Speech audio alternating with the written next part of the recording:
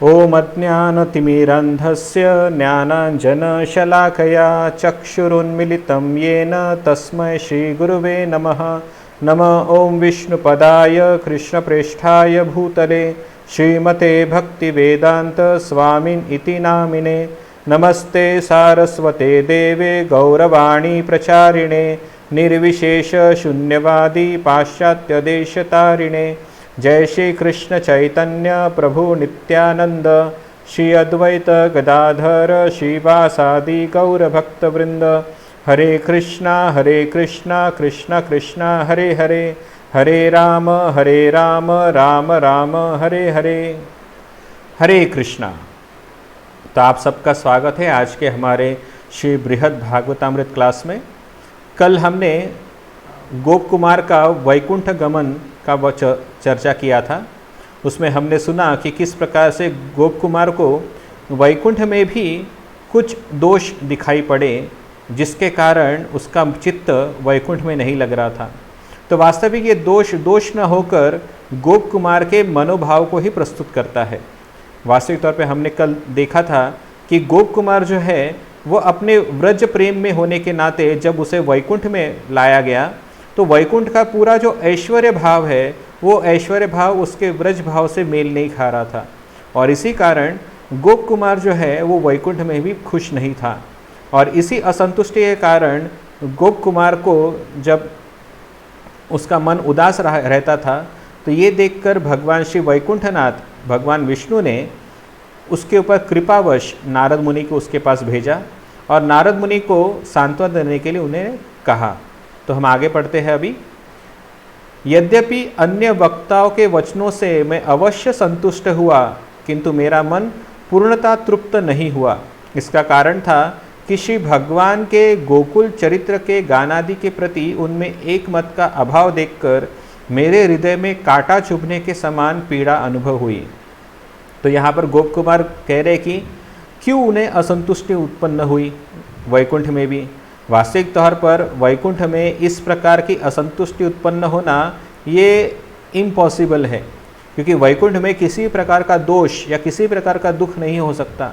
तो गोप कुमार के हृदय में जो दुख की अनुभूति हो रही है वो वास्तविक तौर पर वैकुंठ के कारण नहीं है।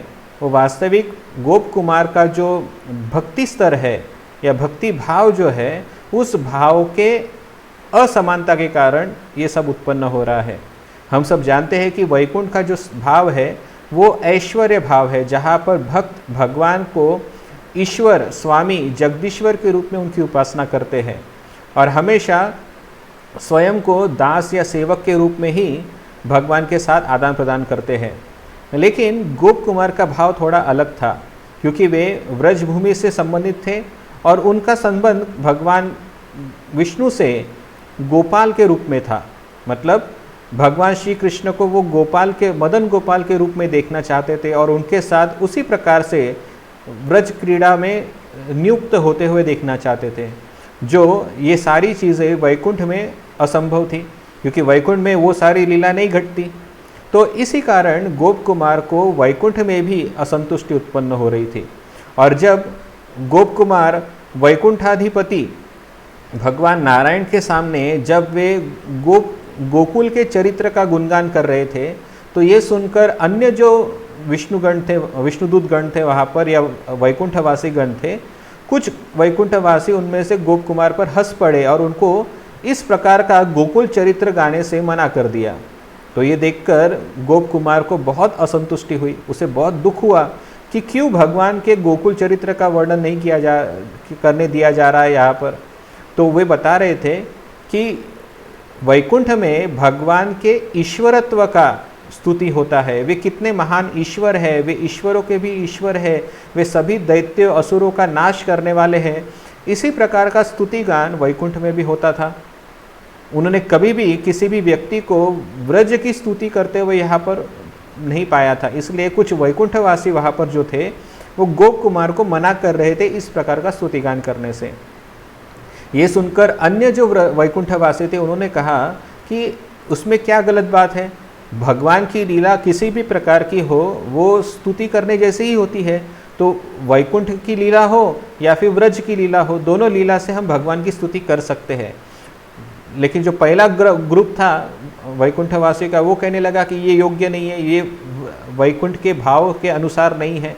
तो इस प्रकार से दो गुटों में वाद होना शुरू हो गया।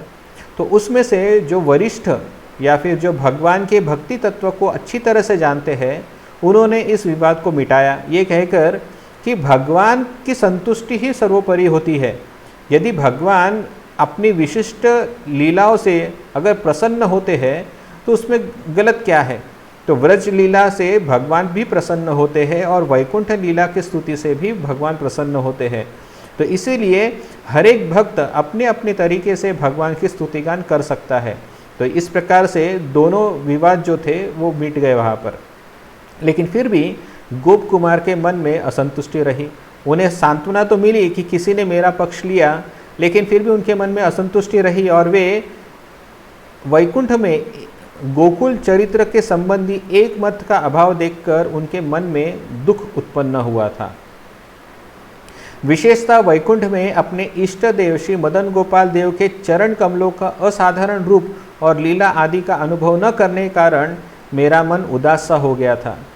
तो कई दिनों तक या कई समय तक गोप कुमार वैकुंठ में रहे, लेकिन फिर भी गोप कुमार का मन संतुष्ट नहीं था, क्योंकि वहाँ पर वे भगवान विष्णु को, नारायण को एक ईश्वर के रूप में या एक जगदीश्वर के रूप में वहाँ पर देख रहे थे, जो ऐश्वर्य से संबंधित था। तो इसी कारण से गोप कुमार को जिस प्रकार से भगवान के साथ आदान प्रदान करने की इच्छा थी, वो इच्छा पूर्ण नहीं हो पा रही थी। वास्तविक तौर पर गोप कुमार की इच्छा थी कि वो भगवान के व्रज की जो लीला है उसके जैसा उनके साथ आदान प्रदान करे, लेकिन ये सारा जो चीज़ें हैं ये वैकुंठ में होना अशक्य था। मैंने ध्यान में जिस प्रकार गोपाल देव की विशेष करुणा, मतलब उनके द्वारा किए गए आलिंगन, चुंबन आदि का सुख जो प्राप्त किया था, किंतु हाय, साक्षात इन वैकुंठपति के सम्मुख रहकर भी मेरी वैसी इच्छा पूर्ण नहीं हो रही है, ऐसी चिंता द्वारा मेरा मन दुखित रहता। तो साक्षात भगवान के साथ सामीप्य होने के बावजूद भी गोप कुमार जो है वो भगवान के साथ आलिंगन इत्यादि लीला नहीं कर पा रहे थे। उन्होंने जब गोप कुमार ध्यान में भगवान मदन गोपाल का दर्शन करते थे तो उसमें वो देखते थे कि भगवान मदन गोपाल एक उनके ही आयु के बालक है और उनके साथ क्रीड़ा इत्यादि चीज़ों में रत है। और ये सारी जो लीलाएं हैं ये गोप कुमार के हृदय को प्रसन्न करती थी। अभी वही साक्षात भगवान विष्णु, वही मदन गोपाल जी, वो भगवान विष्णु के रूप में उधर उपस्थित है, लेकिन इतना होने के बावजूद भी वैसा ही आदान प्रदान गोप कुमार भगवान विष्णु के साथ नहीं कर पा रहे थे। इसके कारण गोप कुमार का मन सदैव उदास रहा करता था। तो ये चीज़ हमें समझनी होगी।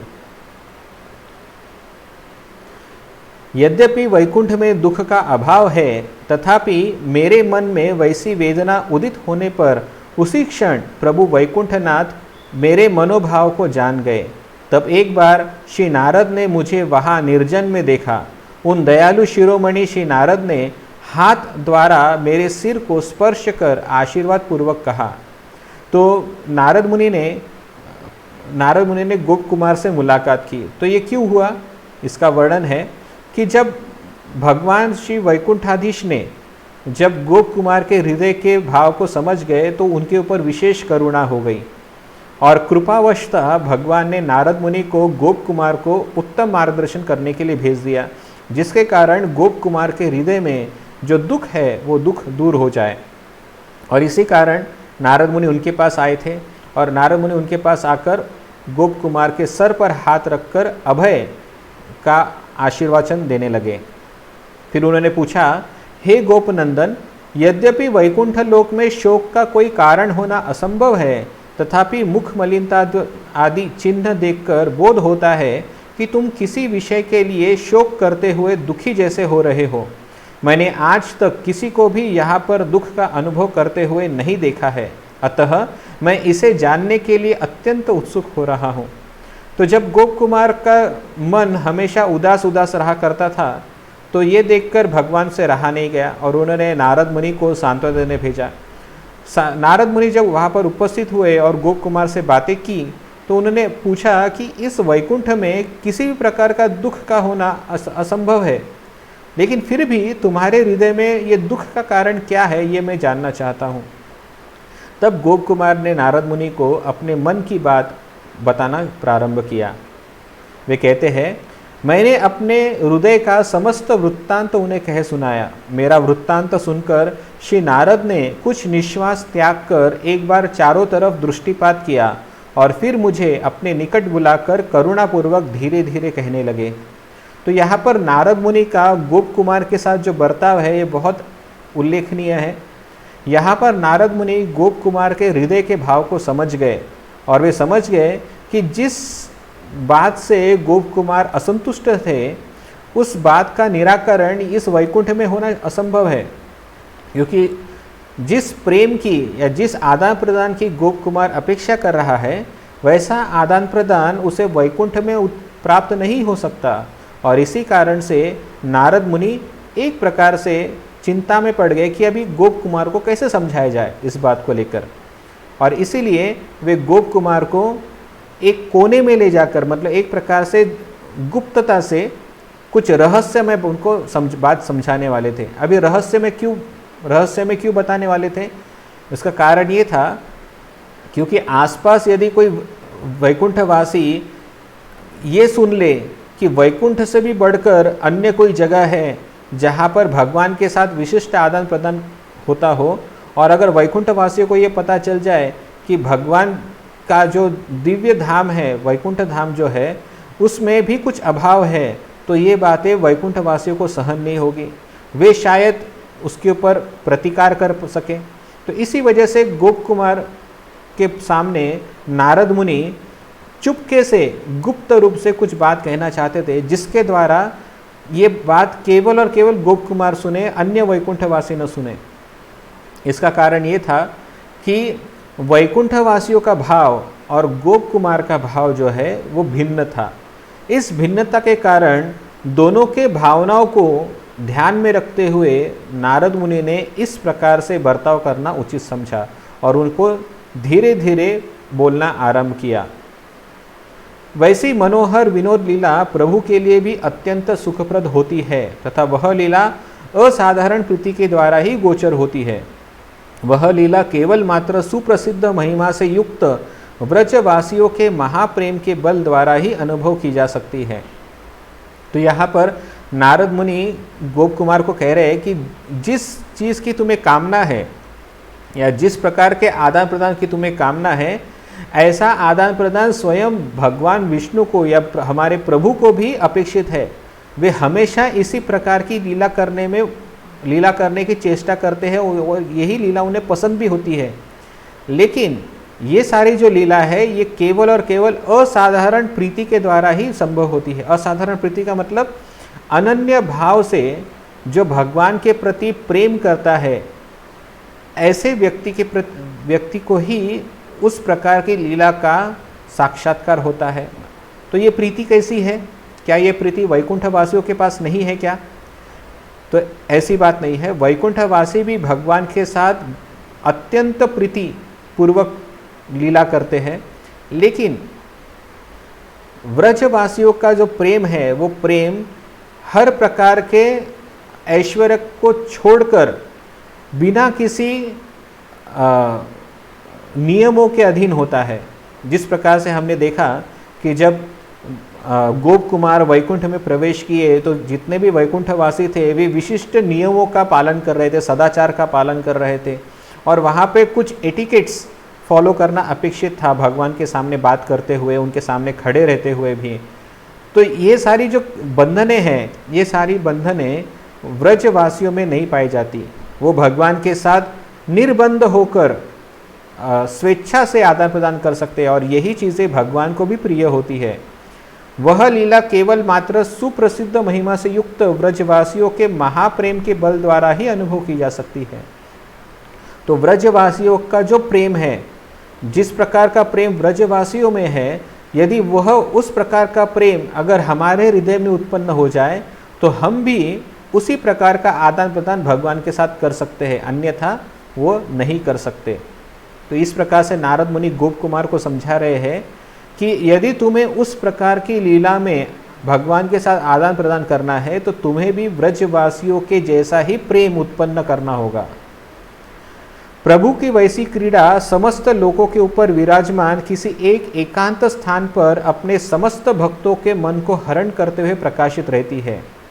अभी नारद मुनि यहाँ पर समझा रहे हैं कि वो जगह विद्यमान है जहाँ पर तुम जिस प्रकार की लीला अपेक्षा कर रहे हो वैसी लीला वहाँ पर भगवान साक्षात करते हैं, और वो किसी एकांत स्थान मतलब एक ऐसे जगह पर है जहाँ पर जा पाना बहुत कम लोगों को उसका ज्ञान है।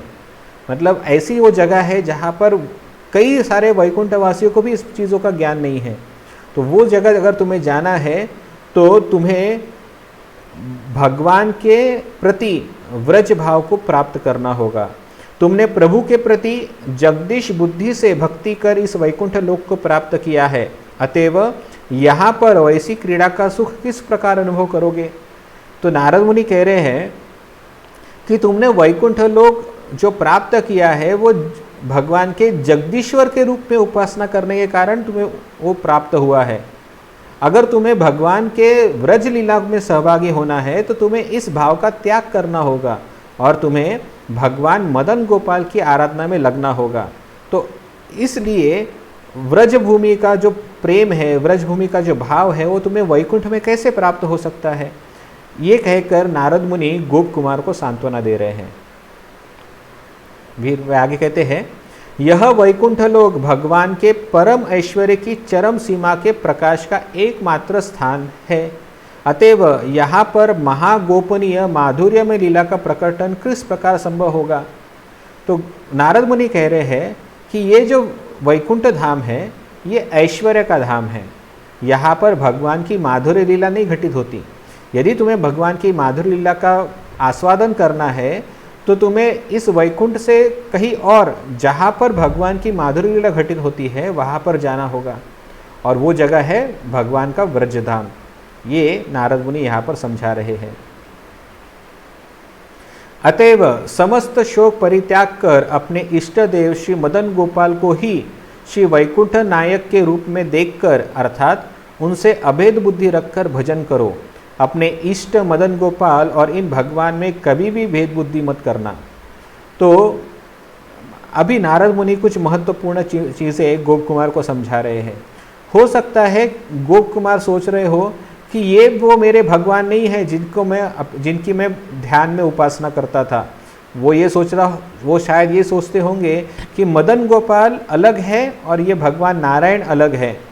ऐसा शायद गोप कुमार के मन में विचार आ जाए। तो इसी विचार को दूर करने के लिए नारद मुनि समझा रहे हैं कि कभी भी ऐसी भेद बुद्धि मत रखना। कभी भी ये मत सोचना कि मदन गोपाल अलग है और नारायण अलग है। दोनों के दोनों एक ही व्यक्ति हैं, लेकिन अपने अपने भक्तों के अनुसार वे विशिष्ट लीला को प्रकट करते हैं। जैसे उनके भक्त होते हैं उनके साथ वैसे ही आदान प्रदान करने के लिए भगवान अलग अलग भाव में अपने आप को प्रस्तुत करते हैं। तो वैकुंठ में भगवान के जो भक्त हैं वो ऐश्वर्य भाव में भगवान को स्वीकार करते हैं, और इसी कारण से भगवान अपने आप को नारायण रूप में इस वैकुंठ में स्थापित किए हुए हैं। उसी प्रकार से व्रज की भूमि में जो भगवान के नित्य पार्षद होते हैं वो भगवान को माधुर्य भाव में स्वीकार करते हैं, और इसीलिए भगवान वहाँ पर अपने आप को माधुर्य लीला में प्रकट करते हुए मदन गोपाल के रूप में उपस्थित रहते हैं। तो ये इसलिए बता रहे हैं क्योंकि ऐसा न हो कि गोप कुमार सोचे कि मदन गोपाल और नारायण दो अलग अलग व्यक्ति हैं। ये दोनों के दोनों एक ही व्यक्ति है, केवल अपने अपने भक्तों के अनुरूप अलग अलग भाव प्रकट कर रहे हैं, वो भी अलग अलग स्थानों पर। तो ये बात नारद मुनि गोप कुमार को समझा रहे हैं। ऐसा होने पर इस स्थान में ही तुम अपने मन को तृप्त करने वाले उस अनंत परम महान तथा सदा वर्धित होने वाले सुख को प्राप्त करोगे। तो नारद मुनि एक प्रकार से यहाँ पे अभी गोप कुमार की परीक्षा ले रहे हैं। वे ये कह रहे हैं कि गोप कुमार, आप इन्हीं नारायण में अपने आराध्य देव मदन गोपाल जी को देखो। जब तुम इन्हीं नारायण में मदन गोपाल जी को देखोगे तो तुम्हें परम सुख की अनुभूति होगी। वास्तविक तौर पर यह गलत बात है, लेकिन नारद मुनि जो है गोप कुमार की परीक्षा लेना चाहते थे। वो ये देखना चाहते थे कि गोप कुमार जो है वो कितने आतुर है मदन गोपाल को प्राप्त करने के लिए, क्योंकि ये आतुरता ही जो है वो जीव को भगवान के पास ले जाने के लिए पात्र बनाती है। अन्यथा जितने भी मुक्त आत्माएं होती है, जितने भी भगवत प्राप्त या वैकुंठ प्राप्त जीव होते हैं, उन जीवों में लालसा या आसक्ति या आतुरता के ऊपर निर्भर होता है कि वो किस धाम को प्राप्त करेगा। वैकुंठ में आने के बाद भी अगर कोई जीव अपने विशिष्ट आराध्यों के प्रति अत्यधिक आसक्त है तो स्वाभाविक है कि उसे वैकुंठ से उस प्रदेश में ले जाया जाएगा जहाँ पर भगवान का वो स्वरूप सेवित होता हो। तो उसी प्रकार से नारद मुनि भी अभी गोप कुमार के सामने इस प्रकार का प्रस्ताव रख रहे हैं। वो कह रहे हैं कि इसी नारायण में तुम अपने मदन गोपाल को अनुभव करो, जो ऑलमोस्ट इम्पॉसिबल, क्योंकि साक्षात चतुर्भुज रूपधारी और मदन गोपाल जो हाथ में वंशी लिए, हाथ में गैयों को चराने की जो छड़ी है वो लिए, गोप वेश में रहने वाले मदन गोपाल, और यहाँ पर पीतांबर वस्त्र धारण किए हुए, कस्तूर मणि धारण किए हुए, सारे अलंकार आभूषण से युक्त नारायण को देखना एक प्रकार से दोनों रसाभास है। तो नारद मुनि कह रहे गोप कुमार को कि तुम्हें नारायण को उसी भाव में देखोगे तो तुम संतुष्ट हो जाओगे। लेकिन गोप कुमार को ये ऑलमोस्ट इम्पॉसिबल लग रहा था। वो सोच रहे थे कि ये कैसे पॉसिबल है, कैसे मैं भगवान नारायण को गोप के रूप में देखूंगा। वो इस प्रकार का देखना अशक्य है। इसीलिए गोप कुमार के मन में वापस दुविधा उत्पन्न हो जाती है। श्री गोप कुमार ने कहा, श्री नारद की बात सुनकर मुझे अपने इष्ट देव श्री मदन गोपाल देव के चरण कमलों के दर्शन करने की उत्कंठा वर्धित हो गई। अपने इष्ट देव के दर्शन की लालसा के बवंड रूप शोक समुद्र में निमग्न देख श्री नारद सांत्वना देते हुए कहने लगे। अभी नारद मुनि ने जब इस प्रकार से कहा तो सबसे पहले गोप कुमार के मन में जो व्यथा थी कि मेरे आराध्य देव मदन गोपाल कहाँ है, तो नारद मुनि से पता चला कि वो कहीं अन्य जगह पर निवास करते हैं। तो ऐसे मदन गोपाल जी को देखने की लालसा उनके अंदर तीव्रता से हो गई, और साथ ही साथ वे सोच रहे थे कि भी मैं नारायण को कैसे छोड़कर जा सकता हूँ, क्योंकि वे भी मेरे आराध्य देव हैं, मैं भी उनको सम्मान करता हूँ। तो एक प्रकार से एक जगह पर भगवान मदन गोपाल को मिलने की लालसा है और दूसरी जगह पर एक शिष्टाचार का भाव है। तो इस प्रकार के द्विधा मनस्थिति को देखकर यहाँ पर बताया कि बवंड रूप शोक समुद्र में निमग्न देखा। तो गोप कुमार के हृदय में भगवान को मिलने की जो तीव्र इच्छा थी, उसके द्वारा जो शोक उत्पन्न हुआ था गोप कुमार के हृदय में, वो देखकर नारद मुनि को बहुत प्रसन्नता हुई, क्योंकि नारद मुनि यही देखना चाहते थे कि वास्तविक तौर पे गोप कुमार जो है वो कितना भगवान मदन गोपाल से के दर्शन करने के लिए लालायित है। और इसी कारणवश वो नारद मुनि को कुछ और अन्य उपदेश देते हैं। अब ये जो उपदेश है ये भी डायरेक्ट उपदेश नहीं है, ये उपदेश भी इंटरमीडिएट, मतलब एक प्रकार से आधा अधूरा उपदेश था। वो कहते हैं, यद्यपि यह महागोपनीय रहस्य इस वैकुंठ में प्रकाश करना उचित नहीं है, तथापि तुम्हारी अत्यधिक कातरता देखकर मैं उस रहस्य को बोलने के लिए बाध्य हो रहा हूँ। यहाँ से थोड़ी दूर पर अयोध्यापुरी है, जहाँ श्री रघुपति विराजित है। वहाँ से कुछ दूर परम सुंदर द्वारकापुरी प्रकाशमान है। वह द्वारकापुरी यदुपति श्री कृष्ण को अत्यंत प्रिय है। अतएव तुम द्वारका में जाकर अपने प्रिय देव के साक्षात दर्शन करो। तो अभी नारद मुनि भी बहुत चतुरता के साथ गोप कुमार को प्रत्यक्ष ब्रजधाम का मार्ग नहीं दिखा रहे हैं। वे चाहते हैं कि गोप कुमार जो है वो अलग अलग स्टेजेस को या अलग अलग भावों को देखते हुए आगे बढ़े, क्योंकि भगवान के ब्रजधाम को प्राप्त करना इतना सहज नहीं है और इतना आसान भी नहीं है। क्यों नहीं है? क्योंकि स्वयं आगे चल के हम पढ़ेंगे कि जब उद्धव और नारद मुनि फिर से गोप कुमार से मिलते हैं द्वारका में, तो वे कहते हैं कि जिस भाव को प्राप्त करने की तुम अभिलाषा कर रहे हो, उस भाव को प्राप्त करने के लिए हम भी लालायित हैं, लेकिन हमें भी अभी तक वो सब प्राप्त नहीं हुआ। ऐसे नारद मुनि कहते हैं गोप कुमार को आगे। तो ये इसलिए कहते हैं कि गोप कुमार के हृदय में कितनी भगवान मदन गोपाल के प्रति आसक्ति है, वो परीक्षा यहाँ पर वो ले रहे हैं। इसलिए सबसे पहले नारद मुनि जो है गोप कुमार को वैकुंठ से अयोध्या में भेजेंगे, फिर अयोध्या से वो द्वारका जाएंगे और द्वारका से फिर वो ब्रजधाम जाएंगे। तो इस प्रकार का मार्गक्रमण करते हुए नारद मुनि देखना चाहते थे कि गोप कुमार की तीव्रता कहाँ पर है। यदि गोप कुमार अयोध्या में संतुष्ट हो जाते हैं तो गोप कुमार वहीं पे रह जाएंगे। यदि गोप कुमार अयोध्या में संतुष्ट नहीं है फिर वो द्वारका में जाएंगे, और द्वारका में अगर वो संतुष्ट हो गए तो द्वारका में भी रह जाएंगे। लेकिन अगर उनकी तीव्रता, उनकी लालसा द्वारका में भी उन्हें रहने नहीं दे रही है, तब वे ब्रजभूमि में जाएंगे। तो इसलिए कभी कभी लोगों के मन में ये प्रकार का प्रश्न आता है कि भक्तगण सोचते हैं कि क्या वैकुंठ प्राप्ति करने के पश्चात यदि जीव की इच्छा भगवत व्रजधाम जाने की हुई तो क्या वो व्रजधाम जा सकता है क्या? हाँ, जा सकता है। वैकुंठ धाम से भी वो व्रजधाम की तरफ जा सकता है।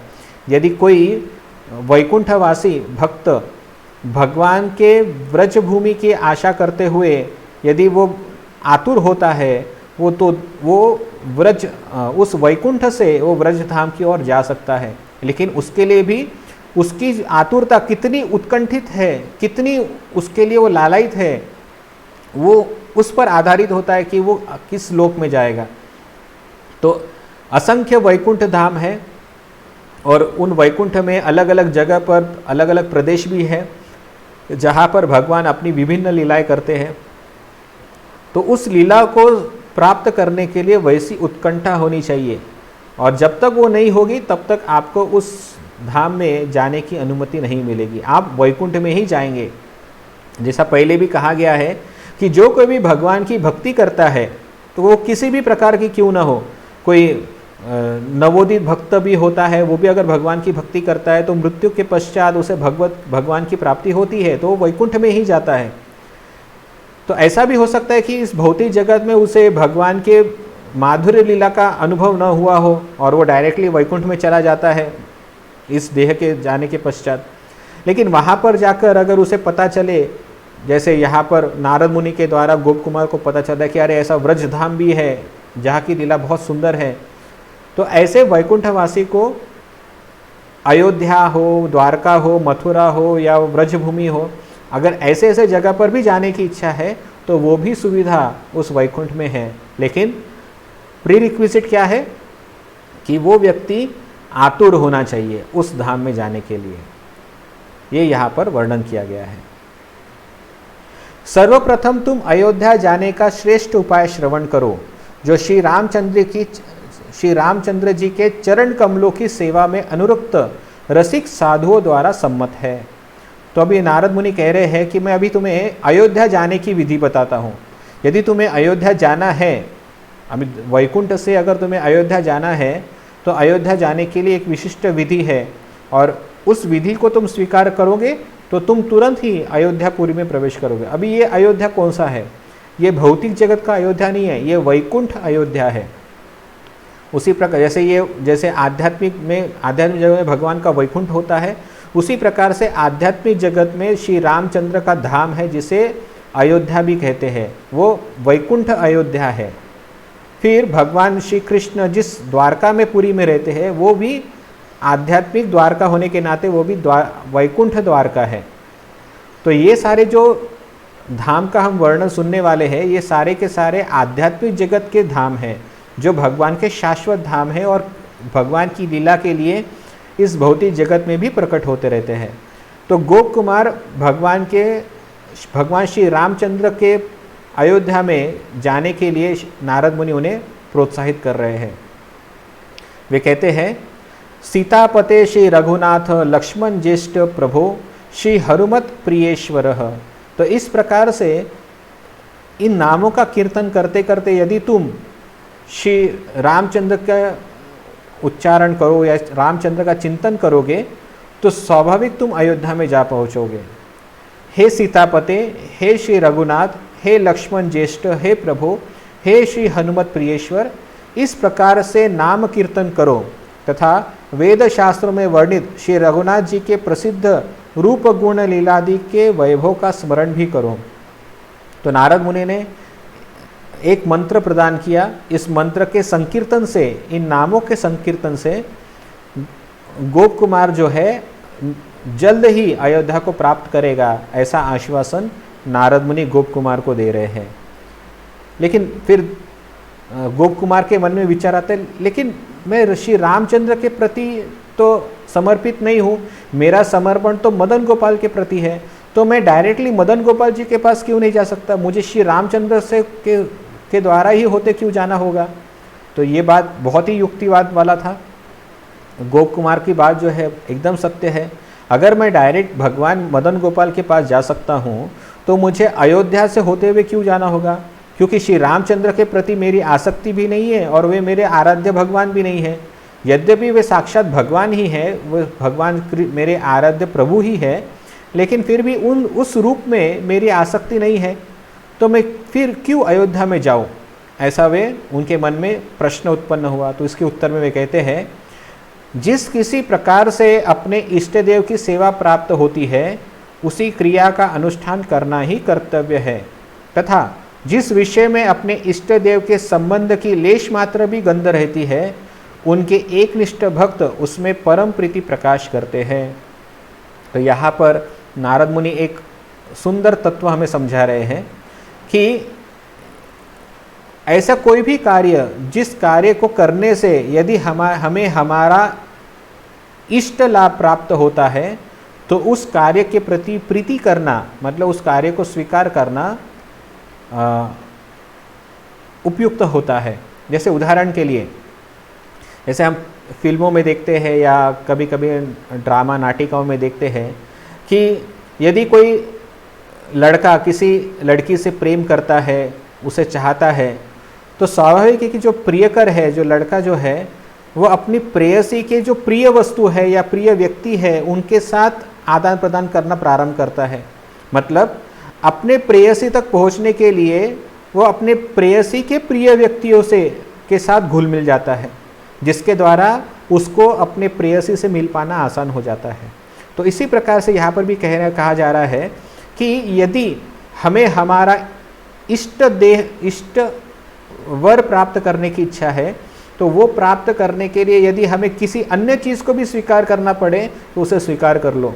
यद्यपि हम उसे चाहते भी ना हो, लेकिन उसे स्वीकार करने से अगर हमारी अभिष्ट लाभ हमें प्राप्त होता है तो उसमें गलत क्या है। तो इसी प्रकार से यदि श्री रघुनाथ को प्राप्त करने से तुम्हें भगवान मदन गोपाल के दर्शन होने वाले हैं तो फिर भगवान रघुनाथ के पास जाने में क्या आपत्ति होनी चाहिए। तो इस प्रकार से नारद मुनि गोप कुमार को समझा रहे हैं। दिग्दर्शनी टीका में सनातन गोस्वामी कहते हैं, जिस प्रकार से भी अपने इष्ट की प्राप्ति हो उस अनुष्ठान को करना ही चतुर लोगों का कार्य है। तो सनातन गोस्वामी भी कहते हैं कि किसी भी जिस प्रकार से भी अपना इच्छित लाभ होता हो तो उसके लिए वो कार्य करना चतुरता का लक्षण होता है। अपने कार्य को संपूर्ण करना ही बुद्धिमानी है तथा अपने कार्य को नष्ट करना ही मूर्खता है। इस न्यायानुसार जिनकी कृपा से अपनी इष्ट सिद्धि होती है उनके प्रति प्रीति रखना कर्तव्य है। तो उसी प्रकार से यदि कभी कभी होता है कि कोई शिष्य होता है जिसे अपने गुरु के डांट फटकार पसंद नहीं आती, लेकिन बिना गुरु के हम भगवान को भी प्राप्त नहीं कर सकते। तो यदि हमारे आराध्य देव भगवान स्वयं है और उनको प्राप्त करने के लिए हमें गुरु के जो डांट फटकार है उसे स्वीकार भी करना पड़े तो स्वीकार कर लो, क्योंकि गुरु के प्रति प्रीति ही भगवान को प्राप्त करा सकती है। तो इस वजह से भी कभी कभी जो शिष्य है वो अपने गुरु के बर्ताव को सहन कर सकता है, जिसके द्वारा वो गुरु अपने आराध्य देव को प्राप्त कर सके।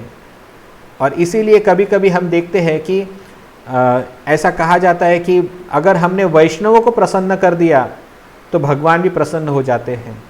तो ये क्यों कहा जाता है? कभी कभी हो सकता है कि हमारा किसी वैष्णव के साथ मन मुटाव हो, कुछ वैष्णव हमें पसंद ना आते हो, किसी का बर्ताव हमें ठेकने लगता हो, लेकिन अगर वो वैष्णव भगवान का प्रिय व्यक्ति है या उस वैष्णव के प्रसन्नता से अगर हमें भगवान की अगर प्राप्ति होने वाली है तो बुद्धिमत्ता उसी में है कि हम उस वैष्णव के साथ मित्रता कर लें या प्रीति कर लें। तो यही चीज़ यहाँ पर सनातन गोस्वामी समझा रहे हैं। अतएव इस प्रदेश को पार कर प्रथमतः तुम अयोध्या में प्रवेश करोगे, उसके बाद द्वारका गमन करोगे, जहाँ अपने इष्ट देव को प्राप्त करोगे। अथवा जिस प्रकार श्री शिव की विशेष कृपा से श्री विष्णु को प्राप्त किया जाता है, उसी प्रकार श्री रघुनाथ की विशेष कृपा द्वारा ही भगवान श्री गोपाल देव को प्राप्त किया जाता है। तो सनातन गोस्वामी समझा रहे हमको कि जैसे भगवान शिव की कृपा से हम भगवान विष्णु की कृपा प्राप्त कर सकते हैं, उसी प्रकार से श्री रघुनाथ के कृपा से ही हमें भगवान मदन गोपाल देव की कृपा प्राप्त हो सकती है। इसीलिए तुम्हें अयोध्या में जाना होगा। अयोध्या में जाके तुम्हें श्री रामचंद्र की कृपा प्राप्त करनी होगी और उनकी कृपा से ही तुम आगे भगवान मदन गोपाल के दर्शन करने के लिए ब्रजभूमि में जाने के पात्र बन सकोगे। यदि आपत्ति हो कि इससे मेरी अपने इष्ट में एकांतिकता भंग हो सकती है, तो गोप कुमार के मन में प्रश्न हो सकता है कि क्या ऐसा नहीं हो सकता कि मैं श्री रामचंद्र के प्रति अगर समर्पण दिखाऊंगा तो वो मेरी पतिव्रता को मतलब एकांत वृत्ति मतलब एक निष्ठता के प्रति दोष होगा। कभी कभी ये देखा जाता है, कभी कभी भक्तों से अपेक्षित होता है कि वे अपने आराध्य देव के प्रति एक निष्ठ रहे। ऐसा न हो कि वे हर एक प्रकार के आराध्य देव को स्वीकार करते हुए एक निष्ठता का त्याग कर दे। और यदि तुम्हारी कृष्ण के प्रति भक्ति है तो उसके प्रति एक निष्ठता दिखाओ। अलग अलग जगह पर विभिन्न देवी देवता के पास उपासना करने की क्या आवश्यकता है। तो यहाँ पर उसी का वर्णन किया जा रहा है। गोप कुमार कह रहे, अगर मैं श्री रामचंद्र के प्रति अगर समर्पण दिखाऊंगा तो क्या वो मदन गोपाल के प्रति मेरी एक निष्ठता के ऊपर संदेह नहीं व्यक्त कर सकता। तो इसके उत्तर में सनातन गोस्वामी कहते हैं, इसके समाधान में कहते हैं कि ऐसी आशंका मत करो, क्योंकि जिनमें अपने इष्ट देव का स्वल्प मात्र भी गंध रहता है, एक पतिव्रत की भांति एक निष्ठ भक्त उनको भी परम प्रीति के साथ स्वीकार करते हैं। इस प्रकार की विशेष प्रीति ही इष्ट निष्ठा का लक्षण है। तो इसके प्रसंग में हमें वो सुंदर कथा पता है जहाँ पर भगवान श्री कृष्ण जब द्वारका में थे तो वहाँ पर गरुड़ जी आते हैं और गरुड़ जी को भगवान श्री कृष्ण कहते हैं कि जाओ हनुमान के पास जाओ और हनुमान से कहो कि द्वारकाधीश श्री कृष्ण तुम्हें बुला रहे हैं। तो गरुड़ जी जाते हैं और हनुमान जी को कह दे कि भगवान द्वारकाधीश ने आपको बुलाया है। तो उस समय पर हनुमान जी जो है वो श्री रामचंद्र की उपासना में लगे होते हैं और हनुमान जी गरुड़ की बात की तरफ ध्यान नहीं देते और फिर गरुड़ जी क्रोधित हो जाते हैं और हनुमान जी को जबरदस्ती उठा कर ले जाने का प्रयत्न करते हैं। लेकिन हनुमान जी एक अपनी पूंछ के फटके से गरुड़ को इतना दूर फेंक देते हैं कि वापस वो जाकर द्वारका में आकर गिर पड़ते हैं। तो ये देखकर श्री कृष्ण को हंसी आती है और वे कहते हैं कि जाओ अभी कहो कि श्री रामचंद्र तुमको द्वारका में बुला रहे हैं। और फिर जब गरुड़ जी वापस हनुमान के पास जाते हैं तो उसी समय हनुमान जी वहीं से छलांग लगाते हैं और तुरंत वो द्वारका में आकर पहुंच जाते हैं और वहाँ पर वे अपने इष्ट देव सीता राम लक्ष्मण को वहाँ पर उपस्थित देखते हैं। तो कहने का आशय ये है कि ये कोई गलत बात नहीं है कि अपने इष्ट देव के प्रति निष्ठा रखना। और यहाँ पर हम देखते हैं कि हनुमान जी भी अपने इष्ट देव या अपने आराध्य देव श्री रामचंद्र के प्रति एकांतिक भक्त हैं, मतलब एक निष्ठ भक्त हैं। वे अगर कृष्ण ने बुलाया तो हनुमान जी आए नहीं, लेकिन रामचंद्र ने बुलाया तो हनुमान जी तुरंत आ गए। तो क्या ये दर्शाता है कि राम और कृष्ण अलग अलग है? नहीं, वो अलग नहीं है, वो एक ही व्यक्ति है। लेकिन हनुमान की अपने प्रभु श्री राम के प्रति एक निष्ठता यहाँ पर प्रदर्शित होती है और इसी के लिए भगवान भी उन पर प्रसन्न भी है। लेकिन जब कभी भगवान श्री कृष्ण को हनुमान की आवश्यकता पड़ती है या श्री कृष्ण भगवान को कभी कभी अपने सेवा के लिए हनुमान की आवश्यकता पड़ती है, तो उस समय पर हनुमान जी ये नहीं कहते कि मैं आपकी क्यों सेवा करूं, मैं तो श्री राम की ही सेवा करूंगा। तो ऐसा भाव उचित नहीं होता। तो यदि हमारे इष्ट देव में फिर वो किसी भी रूप में क्यों ना हो, जैसे हमारे इष्ट देव कृष्ण है और अगर वो किसी भी रूप में, जैसे श्री रामचंद्र के रूप में, वराह के रूप में या नरसिंह देव के रूप में भी क्यों न प्रकट हो, हमारा भाव उन सब के प्रति समान ही रहता है, लेकिन स्पेशल भाव हमारे इष्ट देव के प्रति रहना, उसमें कोई गलत बात नहीं है। तो यहाँ पर भी वही कह रहे हैं, जिनमें अपने इष्ट देव का स्वल्प मात्र भी गंध रहता है, मतलब हमारे इष्ट देव अगर भगवान कृष्ण है और उसका अल्प मात्र गंध अगर किसी अन्य रूप में भी क्यों ना हो, जैसे भगवान बालाजी में हो या विट्ठल में हो या फिर द्वारकाधीश में हो, तो इन सब रूपों में भी हमारे मदन गोपाल का हम दर्शन कर सकते हैं। तो उससे एक पतिव्रत की भांति एक निष्ठ भक्त उनको भी परम प्रीति के साथ स्वीकार करते हैं। तो ऐसा नहीं कि मैं केवल व्रज कृष्ण को ही स्वीकार करता हूँ तो अन्य जो भगवान के रूप है मैं उसको अस्वीकार नहीं करूँगा। वो स्वीकार करता है, वो सभी रूपों के प्रति आदर भाव रखता है, लेकिन साथ ही साथ उसके मन में अपने आराध्य प्रभु के प्रति विशेष आकर्षण भी रहता है। तो ये एक अलग रहस्य है जो हमें सीखना होगा कि किस प्रकार से हम भगवान के विभिन्न रूपों के प्रति भी उतना ही सम्मान देते हैं जितना कि हम हमारे आराध्य देव के प्रति देते हैं, लेकिन फिर भी हमारे आराध्य देव के प्रति हमारा विशेष आकर्षण वो भी विद्यमान रहता है। इससे हमारी एक निष्ठता भंग नहीं होती है। जैसे उदाहरण के लिए हम देखते हैं कि जब चैतन्य महाप्रभु दक्षिण भारत यात्रा के लिए जाते हैं और वहाँ पर वेंकट भट्ट के साथ वो वार्तालाप करते हैं, तो वे पूछते हैं कि लक्ष्मी देवी तो एक निष्ठ पतिव्रता पत्नी है, लेकिन पतिव्रता होने के बावजूद भी वे हमारे कृष्ण के प्रति क्यों आकर्षित हैं? तो इस प्रकार का प्रश्न पूछा जाता है। तो वेंकट भट्ट कहते हैं कि कृष्ण और नारायण में कोई अंतर नहीं है। तो अगर नारायण और कृष्ण में कोई अंतर नहीं है तो फिर भी लक्ष्मी देवी कृष्ण के प्रति क्यों आकर्षित है इतनी? तो किसी किसी के मन में ऐसे प्रश्न उत्पन्न होते हैं। तो ये प्रश्न जो है, इससे हम लक्ष्मी देवी की एक पतिव्रता या एक निष्ठता पर संदेह नहीं कर सकते। ये केवल इतना ही दर्शाता है कि वो जो रूप है भगवान का, वो रूप सर्वाधिक आकर्षित करने वाला है, जो अपने भक्तों को सर्वश्रेष्ठ लगता है। इससे एक निष्ठता या एक पतिव्रता व्रत भंग नहीं होता है, ये हमें समझना होगा। श्री रामचंद्र जी के युगल चरण कमलों को दर्शन करने पर भी यदि तुम्हारी अपने इष्ट देव के दर्शन की उत्कंठा शांत नहीं होती, तब अत्यंत करुणा से द्रवित चित्त वाले वे श्री रामचंद्र जी ही सुखपूर्वक तुम्हें द्वारावती की ओर भेज देंगे। तो यहाँ पर नारद मुनि कह रहे हैं कि अगर तुम रामचंद्र के पास अयोध्या में जाने के बावजूद भी अगर तुम वहाँ पर मदन गोपाल के प्रति तब भी तुम्हारी आसक्ति उतनी ही बनी रहती है, तो स्वयं श्री रामचंद्र जी तुम्हें द्वारका में भेज देंगे। तो कहने का आशय ये है कि तुम चिंता मत करो, ये तुम्हारी एक प्रकार से परीक्षा ही है जो दर्शा रहा है कि तुम कितने आसक्त हो, और इस वजह से तुम्हें वहाँ पर जाना सर्वोत्तम आवश्यक है। अपने प्रभु का नाम संकीर्तन ही उस द्वारका को प्राप्त करने का एकमात्र उपाय है। वहाँ पहुंचकर तुम यादवों से घिरे हुए अपने परम मनोहर प्रिय ईश्वर श्री कृष्णचंद्र का दर्शन करोगे, जिनके लिए तुम चिरकाल से व्याकुल हो रहे हो। तो यहाँ पर नारद मुनि कह रहे हैं कि अपने प्रभु को केवल नाम संकीर्तन के द्वारा ही तुम भगवान को प्राप्त कर सकते हो, क्योंकि ऐसे कृष्णचंद्र का दर्शन जिसके लिए तुम लालायित हो वो केवल तुम्हें द्वारका में ही प्राप्त हो सकते हैं। अभी यहाँ पर भी द्वारका का वर्णन आया है, यहाँ पे व्रज धाम का वर्णन नहीं आया। क्यों नहीं आया? क्योंकि अगेन, क्या गोप कुमार द्वारका में कृष्ण का दर्शन करने के बावजूद भी क्या वे फिर भी व्रजधाम जाना चाहते हैं? वो भी यहाँ पर निर्धारित वो हो सकेगा।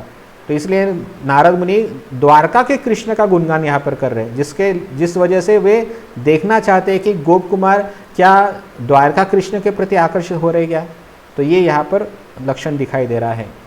अयोध्या और द्वारका आदि इस वैकुंठ के ही विशेष प्रदेश है, अतः वहाँ जाने के लिए श्री वैकुंठनाथ की आज्ञा लेने की कोई आवश्यकता नहीं है। तो गोप कुमार बहुत प्रसन्न हुए और वे तुरंत अयोध्या जाने के लिए निकलना चाहते थे, लेकिन वे सोचते हैं कि पहले मैं भगवान नारायण से परमिशन लेता हूँ, तो नारद मुनि ने कहा इसकी कोई आवश्यकता नहीं है, क्योंकि अयोध्या और द्वारका इसी वैकुंठ के अलग प्रदेश है, तो वहाँ पर जाने के लिए तुम्हें भगवान से परमिशन लेने की आवश्यकता नहीं, तुम अभी यहाँ से तुरंत वहाँ पर जा सकते हो।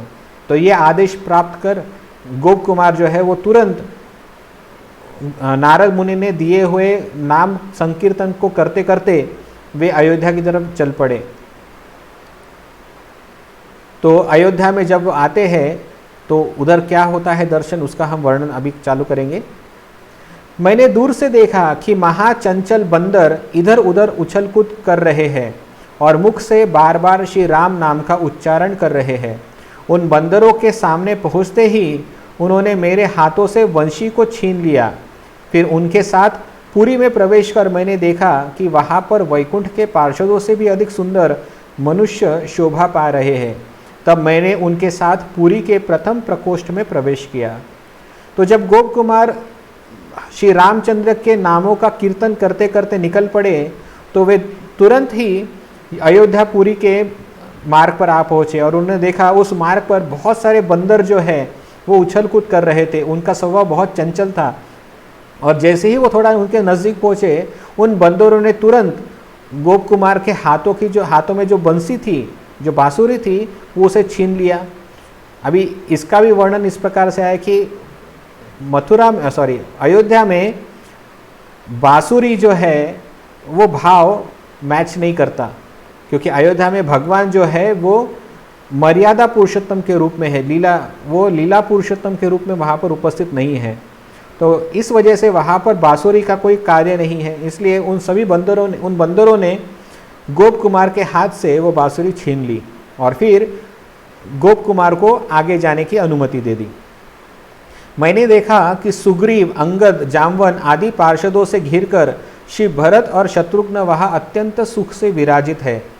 तो जैसे ही उन्होंने एंट्री की महल में, अयोध्या के महल में उन्होंने प्रवेश किया तो उन्होंने देखा कि वहाँ पर सुग्रीव है, अंगद है, जामवन इत्यादि सब लोग हैं जो भरत और शत्रुघ्न को घेरे हुए हैं और वहाँ पर भरत शत्रुघ्न आराम से अपने आसन पर विराजमान है। तो ये देखकर गोप कुमार को लगा कि शायद यही रामचंद्र है। मैंने उनके दर्शन करके उन्हें श्री रघुनाथ जी समझा और उनके उपयुक्त स्तव स्तुति आदि करने लगा। तब श्री भरत ने अपने दोनों कानों को बंद कर लिया और हम उनके दास हैं कहते कहते मुझे बार बार स्तुति करने से रोक दिया। तो जब गोप कुमार अंदर गए और उन्होंने भरत और शत्रुघ्न को देखा तो उन्हें लगा कि ये शायद यही राम और लक्ष्मण है और उनको राम लक्ष्मण समझकर वे उनकी स्तुति करने लगे, राम समझकर उनकी स्तुति करने लगे। तो ये सुनते ही भरत ने अपने कान बंद कर लिए और कहा कि नहीं, मैं राम नहीं हूँ, मैं उनका दास हूँ, मैं उनका सेवक हूँ। ऐसा कहते कहते उन्होंने अपने कान बंद कर लिए और अपनी स्तुति करने से गोप कुमार को रोक दिया। जब ये सब हो रहा था तो गोप कुमार थोड़े से लज्जित हो गए, उन्हें लगा कि शायद मैंने गलती कर दी। तब मैंने उनके सामने भयपूर्वक दोनों हाथों को जोड़कर खड़ा हो गया। उस समय श्री हनुमान अत्यंत वेग सहित आए और बलपूर्वक मेरे हाथ को पकड़कर पुरी के भीतर ले गए। वहाँ मैंने प्रभु श्री रामचंद्र जी का साक्षात दर्शन किया। तो यहाँ पर वर्णन ऐसा आ रहा है कि जब गोप कुमार थोड़े से लज्जित होकर और एक प्रकार से उन्हें ये लगा कि शायद मैंने भरत जी को क्रोधित कर दिया या उनको दुखी किया, तो उनके मन में थोड़ा सा भय उत्पन्न हुआ और वे हाथ जोड़कर वहीं पर नतमस्तक खड़े हो गए।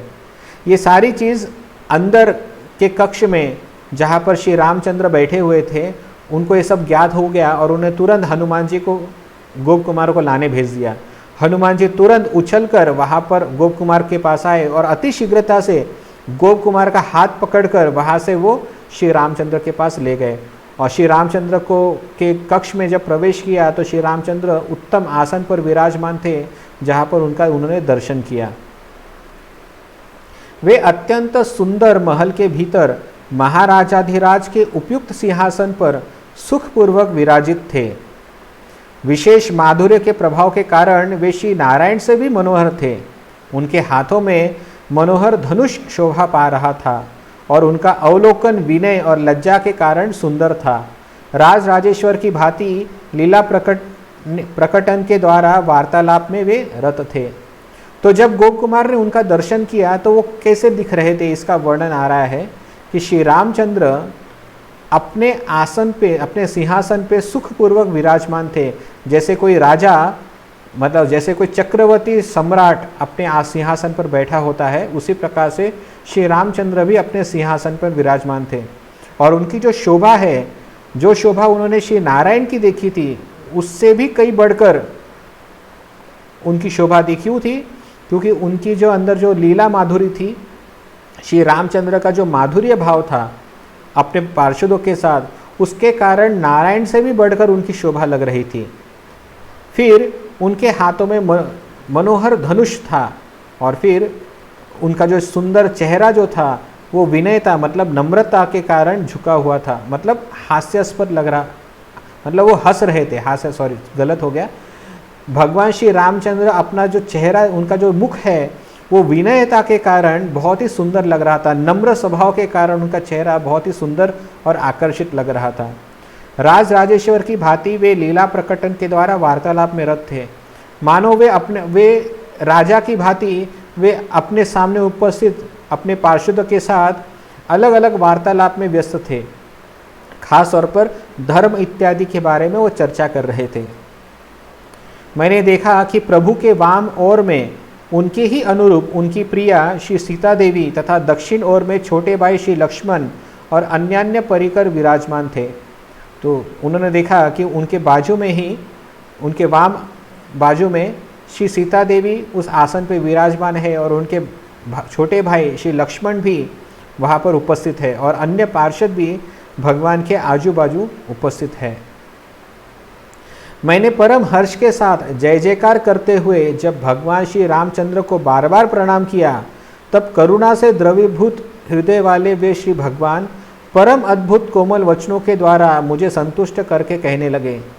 तो जब गोप कुमार इस प्रकार से दर्शन किए तो अत्यंत हर्ष उल्लासित होकर, भाव विभोर होकर वे भगवान के सामने दंडवत की भांति गिर पड़े, और वे जोर जोर से जय जयकार करने लगे और बार बार प्रणाम करने लगे।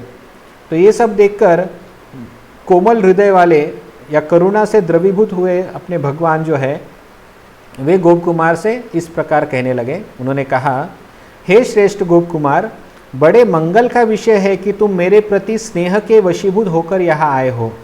तो ये बहुत अच्छी बात है, ये बहुत सौभाग्य की बात है कि तुम मेरे यहाँ पर आए हो, और मेरे प्रति तुम्हारा स्नेह होने के कारण तुम यहाँ पर आए हो, ये देखकर मुझे बहुत आनंद हो रहा है। अतएव इधर उधर जाने का प्रयास छोड़कर सुखपूर्वक यहीं पर विश्राम करो, मैं तो तुम्हारा चिरकाल का बांधव हूँ। तो श्री रामचंद्र ने गोप कुमार को अपने बांधव के रूप में स्वीकार किया। ये बहुत ही विशेष बात है। उन्होंने सेवक के रूप में न होकर, न पार्षदों के रूप में स्वीकार करते हुए उन्हें बंधु के रूप में स्वीकार किया। ये दर्शाता है कि गोप कुमार कोई साधारण व्यक्ति नहीं था। उसका भगवान के साथ जो संबंध है वो अत्यंत घनिष्ठ ही प्रस्तुत होता है यहाँ पर। और इस प्रकार से वे उनको कह रहे हैं कि इस प्रकार का दंडवत करने की कोई आवश्यकता नहीं है, तुम तुरंत उठो, क्योंकि तुम मेरे बंधु के समान हो, तो तुम्हें इस प्रकार का फॉर्मेलिटी करने की आवश्यकता नहीं है। और महत्वपूर्ण ये कह रहे, अतएव इधर उधर जाने का प्रयास छोड़कर सुखपूर्वक यहीं पर रहो। तो एक प्रकार से ये भी एक टेस्ट है गोप कुमार के लिए। साक्षात भगवान श्री रामचंद्र उसे कह रहे हैं कि तुम अभी और कहीं जाने की इच्छा मत करो, तुम अभी अयोध्या में ही रहो। तो इससे गोप कुमार का मन वापस विचलित हो जाता है। वे सोचने लगते हैं कि अरे मैं यहीं पर रहूं? तो भगवान का आदेश है, भगवान की इच्छा है, ये सोचकर गोप कुमार उस अयोध्या में कुछ समय तक रहते हैं वहाँ पर। हे सखे, उठो उठो, तुम्हारा मंगल हो, तुम मेरे प्रति गौरव बुद्धि का त्याग करो, तुम्हारे प्रेम से तो मैं सर्वदा वशीभूत हूँ। तो भगवान श्री रामचंद्र गोप कुमार को बड़े प्रेम के साथ और आदरपूर्वक उसे अपने पास स्वीकार करते हैं, और उसे बहुत ही प्रेम पूर्वक उसके साथ आदान प्रदान भी करते हैं। ये देखकर गोप कुमार बहुत प्रसन्न होते हैं, क्योंकि इस प्रकार का बर्ताव तो स्वयं नारायण ने भी नहीं किया था। तब प्रभु की आज्ञा के अनुसार श्री हनुमान जी मुझे उठाकर श्री भगवान के चरण कमलों के निकट ले गए, और हनुमान, तो गोप कुमार जो है वो थोड़ा सा हिचकिचा रहे थे भगवान के पास जाने के लिए।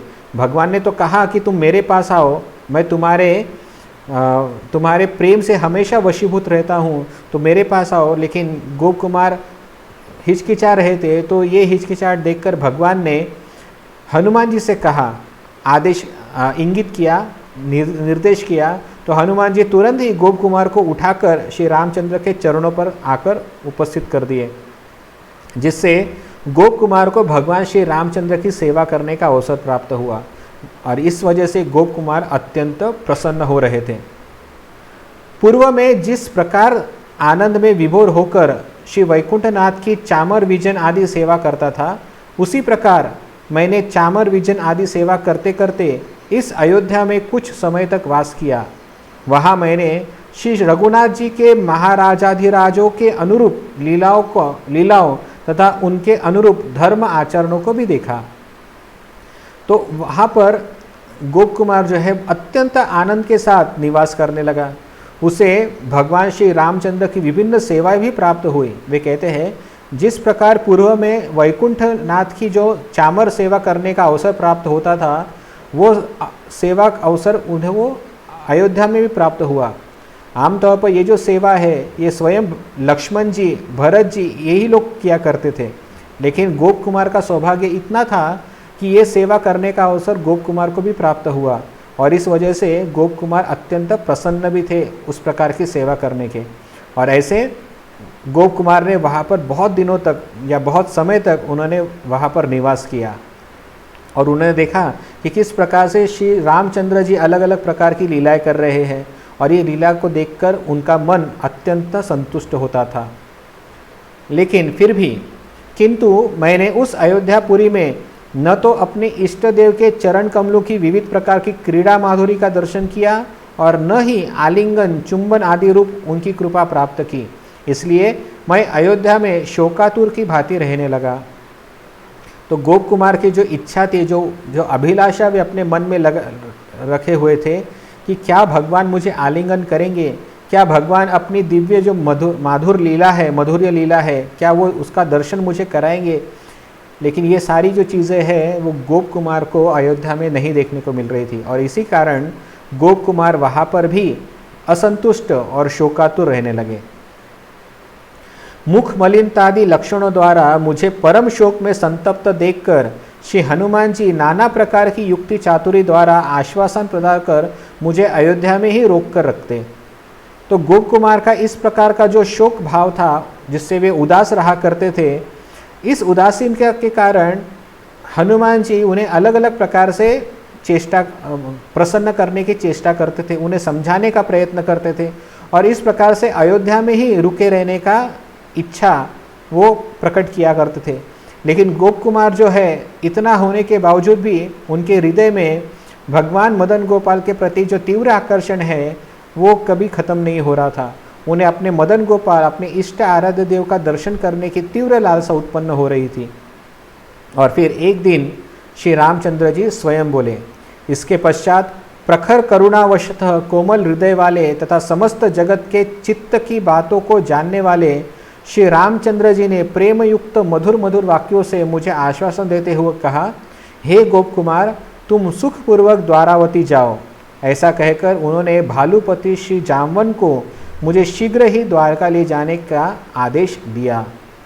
तो जब गोप कुमार की ऐसी अवस्था देखी, जिसके कारण वो हमेशा अयोध्या में भी हमेशा उदास रहने लगे, तो श्री भगवान श्री रामचंद्र समझ गए कि गोप कुमार को अपने प्रिय इष्ट देव अत्यधिक प्रिय है, और इस वजह से उन्होंने अनुमति दे दी कि तुम द्वारका जाओ। और द्वारका जाने के लिए उन्होंने जामवन से कहा कि तुम इस गोप कुमार को द्वारका में ले जाओ। अभी सनातन गोस्वामी कहते हैं कि श्री रामचंद्र ने जामवन को ही क्यों चुना गोप कुमार को द्वारका ले जाने के लिए। वे तो हनुमान को भी चयन कर सकते थे, क्योंकि जामवन जो है ये श्री राम लीला से भी संबंधित है और श्री द्वारका लीला से भी संबंधित है। कैसे? क्योंकि भगवान श्री कृष्ण की एक पत्नी जो है उनका नाम है जामवती।